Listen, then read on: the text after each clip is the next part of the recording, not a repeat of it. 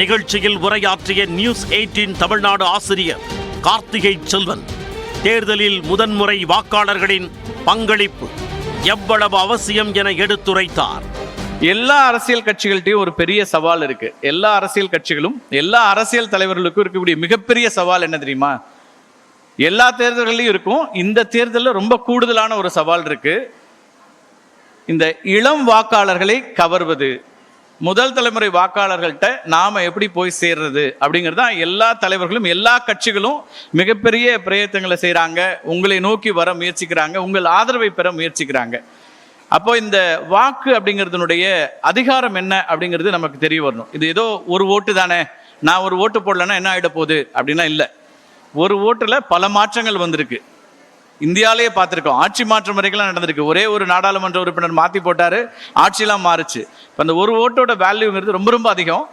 நான் ஒரு ஆள் போகலைன்னா ஒன்றும் ஆகிட போகிறதில்ல. நம்ம வீட்டிலே இருந்துட்டோன்னா இதே போல் 4 பேர் இருக்காங்க, 10ல் 4 பேர். டாக்டர் ராதாகிருஷ்ணன் சொன்னது தான், சென்னை மாதிரியான பெருநகரத்தில் தான் வாக்களிப்பு ரொம்ப குறைவாக இருக்குது.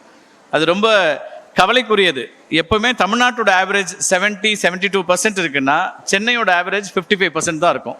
அது எல்லா சென்னையோடைய தொகுதிகளும். அப்போ நம்ம நிறைய கவலைப்படுறோம், நிறைய பேசுகிறோம், நிறைய எழுதுகிறோம், ஃபேஸ்புக்கில் பக்கமாக எழுதுகிறோம், ட்விட்டரில் நிறைய ட்வீட் பண்ணுறோம், நம்மளுடைய கோவத்தெல்லாம் வெளிப்படுத்துகிறோம், நம்ம ஆதங்கத்தை அஃப்கோர்ஸ் இன்ஸ்டா போஸ்ட்டாக நீங்கள் நிறைய போடுறீங்க, எல்லாம் இருக்குது. ஆனால் ஓட்டு போடுறது இருந்தால் தானே அந்த மாற்றத்தை கொண்டு வர முடியும்.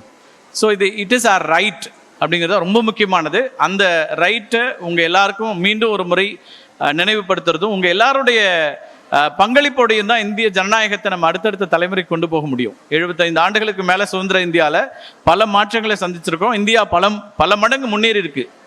டெஃபினட்டாக நம்ம அதை இல்லைன்னே சொல்ல முடியாது. பல நாடுகளோடு ஒப்பிடும்போது தமிழ்நாட்டுடைய எஜுகேஷன் ஆர் ஹெல்த் எல்லா செக்டர்லையும் நம்ம இருக்கோம்.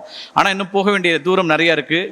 அந்த தூரத்துக்கு அவசியமான ஒன்று இந்த யார் வரணும் அப்படிங்கிறதும் யாரை நாம் தேர்ந்தெடுக்க போகிறோங்கிறதும் உங்களோட பங்களிப்பு என்னங்கிறது ரொம்ப ரொம்ப அவசியம். அந்த அடிப்படையில் தான் நியூஸ் 18 இந்த முயற்சி எடுத்தோம். நியூஸ் 18க்கு இதனால் எந்த விதமான ரேட்டிங்கோ வேறு எந்த பலனும் வரப்போறதில்லை. ஆனால் ஒரு ஊடகமாக எல்லா நேரத்திலையும் அதை மட்டுமே பார்க்க முடியாது. சமூகத்திற்கான பங்களிப்பாக பொறுப்புமிக்க ஊடகமாக பல நேரங்கள் நம்ம செயல்பட வேண்டியிருக்கு. அப்படியான ஒரு இனிஷியேட்டிவ் தான் இந்த அவேர்னஸ் ப்ரோக்ராமாக நடத்தணும். 40 நாட்கள், கிட்டத்தட்ட 30 நாட்களுக்கு மேலே 40 தொகுதிகளுக்கும் போய் சேர்ந்திருந்தது. பலருடைய உங்களுடைய உறுதிமொழிகள்லாம் பதிவு செய்திருக்கிறோம். இது ஏதோ ஒரு விதத்தில் இது வெறும் 5,30,000 பேர் மட்டும் கையெழுத்து போடலை. அவங்க எல்லாருமே ஒரு அம்பாசிடராக எங்களுக்கு இருக்கிறாங்க. ஒரு 10 பேர்ட்ட குறைஞ்சபட்சமாக அவங்களுடைய நண்பர்கள் குடும்பம்னு போய் சொல்ல போகிறாங்க, வாக்களிக்கக்கூடிய அவசியத்தை சொல்ல போகிறாங்க. நீங்கள் எல்லாரும் சொல்வீங்க நம்புகிறேன். என் வாக்கு என் உரிமை இயக்கம் மூலம் 5 லட்சம் இளம் வாக்காளர்களை சென்றடைய வேண்டும் என இலக்கு நிர்ணயித்தது நியூஸ் 18 தமிழ்நாடு.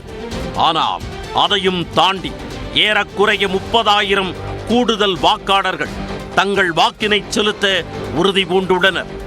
இந்த முன்னெடுப்பு நிகழ்ச்சியில் பங்கேற்ற முதல் முறை வாக்காளர்கள் வாக்களிப்பதன் அவசியத்தை எடுத்துரைக்கும் சிறந்த தூதுவர்களாக மாறியுள்ளனர் என்று கூறினால் அது மிகையல்ல.